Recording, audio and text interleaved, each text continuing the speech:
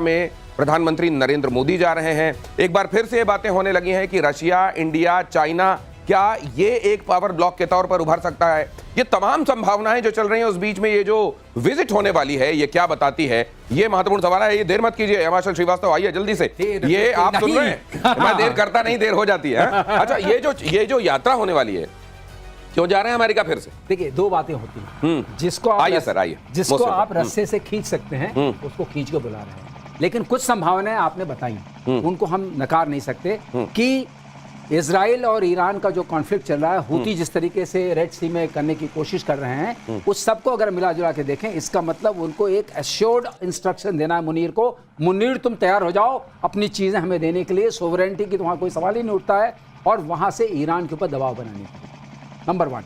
Number 2 ये है कि वो अब चूंकि हमारे प्रधानमंत्री भी चाइना की तरफ रुख कर रहे हैं, तो उससे कह रहे मुनीर, अगर तूने चाइना की तरफ देखा तो तेरा फिर हाल ठीक नहीं होगा। मैंने बहुत इन्वेस्ट किया, तुम्हें एक लंच खिलाया, एक लंच और खा लो। दूसरी बात यह है। तीसरी बात जो संभावना है कि जो RIC की जो धुरी बन रही है, RIC की धुरी क्यों बन रही है? क्योंकि ये वायलेट कर रहे हैं। अगर ये चाहते हैं कि डॉलर वर्ल्ड करेंसी रहे, इन्हें जो इलेक्टेड, जो we are holding 1/5 of the whole population of the world, तो उसको तो आपको साथ रखना पड़ेगा। करेंसी कैसे चलेगी आपकी वर्ल्ड करेंसी? अगर जिसके साथ करेंसी आपकी चलती है, चाइना और इंडिया, उसको ही अगर अलग थलग करेंगे, लेकिन सर, तो लोग साथ जाएंगे। अब ये देखिए, कई चीजें, असीम मुनीर वहां जा रहे हैं, अमेरिका जा रहे हैं। मुनीर की फौज के बहुत सारे लोग रशिया की तरफ से लड़ने के लिए पहुंच गए हैं, रशिया की सरजमीन पर। और ये तो जाहिर है चाइना के इशारे पर हुआ होगा। ये जो चाइना और अमेरिका को बैलेंस, क्या ये पाकिस्तान तनी हुई रस्सी में चलने की कला सीख गया है और उसको बहुत अच्छे ढंग से क्या जनरल सिन्हा वो निभा रहा है, या आपको लगता है ये बहुत जल्द उसको एक्सपोज करेगा, दो नावों की सवारी भारी पड़ेगी? पहली बात, जो आप कह रहे हैं कि पाकिस्तान से काफ़ी लोग गए हैं रशिया की तरफ लड़ने, उसमें मेरा बहुत बड़ा क्वेश्चन मार्क है। ये ऐसा है कि नहीं है या फिर ये प्रोपेगेंडा तो नहीं है? जेलेंस्की बोलता है, जेलेंस्की क्या क्या नहीं बोलता है। अच्छा, हाँ। तो भारत से भी कुछ लोग गए थे एज ए मिशनरीज, नेपाल से चले गए थे, तो वो हो सकते हैं। बात क्या है, जो मेरी आकलन कहती है कि पाकिस्तान में असीम मुनीर साहब और बहुत बड़े डेलीगेशन के साथ जा रहे हैं। और क्या है उनका, वो कहते हैं सेंट्रल कमांड है, उनके जो रिटायर्ड जनरल के एक्चुअली फेयरवेल में जा रहे हैं। है बहाना, मगर ये इंडिया सेंट्रिक है। ये आप ये लेके चलिए, this is India centric. India ने जिस तरह से उनके 50% वाला और RIC वाला जो आपने बात की, उसके कारण उनके पैर की जमीन से नीचे निकल गई। यदि उनको चाहते हैं, वो चाहते हैं सर। लेकिन मेरा सवाल यह है कि क्या अमेरिका के इस तरह के रुख की वजह से ही RIC की बात एक बार फिर हो रही है और बहुत जल्दी ये RIC की बात RIP में हो जाएगी, या वाकई इस बार RIC कुछ फॉर्मिडेबल तरीके से सामने आता दिखाई देगा? पाकिस्तान में फिर से जैश ए मोहम्मद की बड़ी साजिश। अगली खबर, जैश फिर से अपना हेडक्वार्टर तैयार करने में लगा हुआ है। मसूद अजहर ने हेडक्वार्टर बनाने के लिए फंड जुटाने का काम भी शुरू कर दिया है। सोशल मीडिया पर जमात की तरफ से पोस्ट करके दावा किया गया है। इस समय वो दावा मैं आपको स्क्रीन पर दिखा रहा हूं। ऑपरेशन सिंदूर के दौरान भारतीय सेना ने बहावलपुर में जैश हेडक्वार्टर सुभान अल्लाह मस्जिद जो है उसको लेकर, ये आप जानते हैं ऑपरेशन सिंदूर में उस पर हमला किया गया था और उसको एक तरीके से डिसमेंटल इसलिए किया गया था ताकि वहां पर जो आतंकवादी गतिविधियां पनप रही थी उसको खत्म किया जाए और उसको फिर से बचाया जा रहा है। सर, ये मुझको लगता है पहले ही इनको जो लोन मिला था उससे बड़ा हिस्सा तो ये मसूद अजहर को दे चुके हैं। अब किस चीज की क्राउड फंडिंग चल रही है? ये क्राउड फंडिंग इसलिए कि उसको और मजबूत बनाना चाहते हैं। लेकिन इस बात से एक बात जोड़ना चाहूंगा, आप देखिए इस वक्त मुनीर वहां जा रहे हैं और ये US बैंड टेररिस्ट ऑर्गेनाइजेशन है, ऐसा नहीं है, और UN बैंड है। ऐसा नहीं कि मुनीर के संरक्षण में ये पल बढ़ रहा है, फिर भी मुनीर को बुलाया जा रहा है। तो मुझे मन में एक ख्याल आता है, एक चीज मैं जरूर कहना चाहूंगा, इस पूरे पीरियड में 6 महीने जो ट्रंप रहे हैं प्रेसिडेंट, इनकी नेटवर्थ पहले $2.1 बिलियन थी, आज बढ़ करके ये $5 बिलियन हो गई करीब करीब। और उसमें किसका सबसे बड़ा रोल रहा है? क्रिप्टो करेंसी का। इनके नाम पे US में एक डॉलर ट्रम्प करके क्रिप्टो करेंसी है। इन्होंने यहाँ पर जो स्टीव विटकॉफ हैं, जो उनके मिडिल ईस्ट के खास वो हैं इन्वॉय प्रतिनिधि, उनके बेटे ने और इनके दोनों बेटों ने, ट्रम्प के दोनों बेटों ने मिलजुल के 60% पाकिस्तान की क्रिप्टो करेंसी में लगाया है। अच्छा, जो उनका ऑर्गेनाइजेशन है वेल्थ लिबरल फाइनेंशियल्स करके, तो उसके थ्रू लगाया है। इसका मतलब पाकिस्तान में जो करेंसी है और उसमें शेख जो हैं अबू धाबी के, उनका $2 बिलियन लगा हुआ है। तो अब आप समझिए पाकिस्तान में वो करेंसी कहां से आती है। अगर क्रिप्टो करेंसी है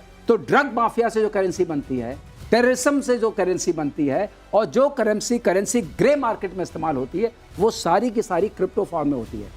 अगर आप जोड़ के देखिए तो 60% इसके अंदर उनका स्टेक है। तो अगर मान लीजिए मुनीर उसको सिक्योर करने के लिए गए वहां, क्या मुनीर उसको सिक्योर करने के लिए गए हैं, और क्या एक बार फिर अमेरिका 9/11 जैसी किसी घटना के लिए तैयार रहे? क्योंकि अगर आप इस तरीके से सांप के साथ रहते हुए, खेलते हुए खुद को डसने से बचाना भी चाहते हैं, तो फिर वो एक दिन आपका वो सपना सपना ही रह जाएगा। क्या ये सर, क्या ये 9/11 जैसी घटना, क्या बड़ी आतंकवादी एक तरफ पाल रहे हैं आप, वो पैसे भी आपको चाहिए। अगर आप यही गुड और बैड वाला जो पहले आप चलाते थे फॉर्मूला चलाएंगे, तो आप इसके लिए तैयार रहें? क्या ये देखिए, जो डोनाल्ड ट्रंप साहब जो खेलना चाहते हैं, ठीक है, ये तो है, अपनी फैमिली की वो बढ़ा रहे हैं, और किस तरह से क्रिप्टो एक है, बलूचिस्तान का दूसरा है, जो डबल गेम खेल रहे हैं मुनीर के साथ, और उनको पता तो नहीं। सर डर्टी मनी के साथ अपने आप को अमीर बनाएंगे वो? बिल्कुल बना ही रहे। आपको पता होना चाहिए, सेकंड टर्म में भारत के अंदर में इनकी 15 जो इनकी प्रॉपर्टीज की आ गए, जो ट्रम्प टावर की बात करते हो, 15 तो भारत में आ गए, पूरे विश्व के अंदर है। विश्व के अंदर में आप देखिएगा, और हर एक लोग इनको गोल्फ कोर्स के लिए जमीन मुहैया कराना चाहता है। आप देखिए डोनाल्ड ट्रंप कर क्या रहे हैं। डोनाल्ड ट्रंप को ये है कि उनका केवल 2 साल का जो है, ये he is in Hari, because वो 2028 के बाद तो रहेंगे नहीं, ये तो आप लेके चलिए ना। दूसरी बात है, और लोग एक्चुअल टाइम की वेट कर रहे हैं, जो भारत, यदि भारत में आप देखेंगे जो हमारी व्यवस्थाएं हैं, हम जो क्यों उनके साथ केवल टैरिफ के ऊपर में डायरेक्ट आ गए, और जो ये प्रकल्पना आई है जो RIC वाली है, ये रियलिटी है। मोदी जी इसके ऊपर में काम 2016 से कर रहे थे। वो चाहे वुहान में गए थे समझाने के लिए, 2019 में समझाने की चेष्टा की। ये को हाथी, और जब बात होती है ना कि ड्रैगन, और उन्होंने पहली बार ये समझा है, तो देखिए बड़ी गेम तो ये कुछ ना कुछ तो चल रही है। बैलेंस ऑफ पावर ये हिंदुस्तान को भी बहुत अच्छे से आता है, और उस दिशा में आगे बढ़ रहे हैं हम। लेकिन ये हमेशा एक पेंडुलम की तरह वाली सिचुएशन भारत के सामने हमेशा रहेगी? ये भी एक सवाल है। शहबाज शरीफ ने फिर से कश्मीर का रागा लापा है, कश्मीर को बताया भारत पाकिस्तान तनाव की जड़। शहबाज ने अनुच्छेद 370 के हटाने की आलोचना की, कश्मीर पर संयुक्त राष्ट्र के प्रस्ताव का जिक्र किया। अब सवाल यह है कि कश्मीर, आप जानते हैं, जो भारत का अभिन्न हिस्सा है, उसको लेकर पाकिस्तान का ये राग जो हमेशा से वो लापता रहा है, एंटी इंडिया सेंटीमेंट जिसकी बिना पर वो अपना अस्तित्व बचाने की कोशिश करता रहा है, ये जो हमेशा से पाकिस्तान का एक ऐसा रिकॉर्ड जो वो गाहे बगाहे वो रिकॉर्ड प्लेयर पर ग्रामोफोन के तरह चढ़ाकर वो हमेशा सुनता रहता है, क्या दुनिया अब भी इसको सीरियसली ले रही है? शहबाज शरीफ ने जिक्र क्यों किया होगा हेमांशु श्रीवास्तव? इसलिए किया कि बलूचिस्तान में आग लगी हुई है। बलूचिस्तान में जब आग लगती है तब तक आप देखेंगे एक उसका प्रभाव ये पड़ता है कि शहबाज शरीफ कुछ कहना शुरू करते हैं, और शहबाज शरीफ को बुलाया नहीं गया है, इसलिए भी उन्होंने कहा मैं कश्मीर की बात कर लेता हूं। लेकिन जब वो ट्रम्प टावर की बात कर रहे थे, ये उसके बारे में बता दूं, ट्रम्प टावर गुड़गांव में एक ट्रम्प टावर बना है। ट्रम्प टावर में ये पहले दिन ही सारे अपार्टमेंट्स बिक गए, और 3200 करोड़ की वो एक ही दिन में कलेक्शन हुई है। आप पूछेंगे ट्रम्प टावर में क्या ट्रम्प का इन्वेस्टमेंट है? नहीं, उसने कोई डायरेक्ट इन्वेस्टमेंट नहीं किया, सिर्फ ब्रांड दिया है। उस ब्रांड का इंडिया से $12 मिलियन कलेक्ट किया है। जितने भी हैं वो सब थर्ड पार्टी हमारे रियल्टर्स हैं, उनके थ्रू बन रहा है। लेकिन ट्रम्प को $12 मिलियन मिला इंडिया से। तो अब ये बात उठती है कि ट्रम्प के अपने जो उनका अपना जो बिजनेस इंटरेस्ट है, नेशनल इंटरेस्ट, अब समझ नहीं आ रहा है कि नेशनल इंटरेस्ट जो अमेरिका का है वो अलाइन नहीं कर रहा है जिन कंट्री के साथ ये आप बातचीत कर रहे हैं। एक चीज जोड़ना चाहूंगा। देखिए, भारत के लिए बहुत कदम फूक फूक करके रखने का समय है। जो एक थ्रेट है ना, जो बांग्लादेश का थ्रेट है, पाकिस्तान का थ्रेट है, और ये जो थ्रेट बन रहा है जी, ये थ्रेट देखिए, ये आप इसको बहुत सीरियसली इसको लें, कोई मजाक नहीं है। जो ये आप यूनिस आए थे, ये अमेरिका से सेंट्रल कमांड से ही निकला हुआ ये थ्रेट है। ऑल ऑफ अ सडन उनको फिर से पाकिस्तान को ये बोलना कि he is the most favoured nation out of NATO, और उसके ऊपर काम करना लगातार, ये आप इसको यदि सीरियस हवा में हम यदि लेंगे, हमारे लिए भी खतरा पैदा हो सकता है। ये तो you have to take it very very seriously. आप अपने दुश्मनों की किसी भी हरकत को किसी भी समय हल्के में नहीं ले सकते, ये कहा जा रहा है। इसके बावजूद कि आप बहुत सामर्थ्यवान हैं, और ये बार बार टाइम एंड अगेन आपने ये प्रूव भी किया है। इजरायली वायुसेना का गाजा में हमला, एयर स्ट्राइक की गई, खान यूनिस में इजराइल का हवाई हमला, फिलिस्तीनी रेड क्रिसेंट के मुख्यालय को बनाया गया निशाना, फिलिस्तीनी रेड क्रिसेंट के मुख्यालय को बनाया गया। सर ये देखिए, यही होता है,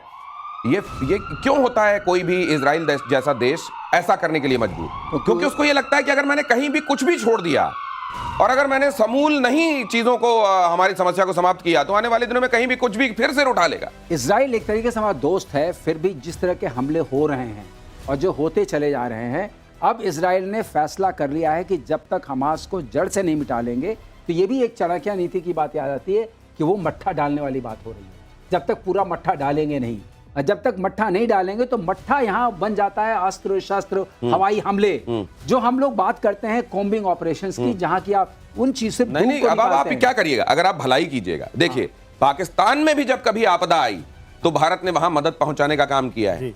पाकिस्तान में भी भारत ने जब स्ट्राइक की तो यह देखा कि वहां पर आम लोग कहीं किसी तरह से परेशान ना हो, केवल जो आतंकवादी जहां पर रुके हुए हैं वहां उन जगहों को निशाना बनाया जाए। लेकिन उन्हीं आम लोगों से क्राउड फंडिंग करके एक बार फिर से उन आतंकी अड्डों को फिर से जिंदाबाद करने में लगे हुए हैं। उधर वो बांग्लादेश जो भारत के पास गिड़गिड़ाता हुआ आया था कि ये पाकिस्तान, हम पाकिस्तान के हिस्से नहीं, हमको अलग वजूद दिलाइए, जिसको अलग वजूद दिलाया गया, आज वहां से भारत की जमीन के खिलाफ षड्यंत्र रचे जा रहे हैं। तो जब ये कोई देखता है कि भला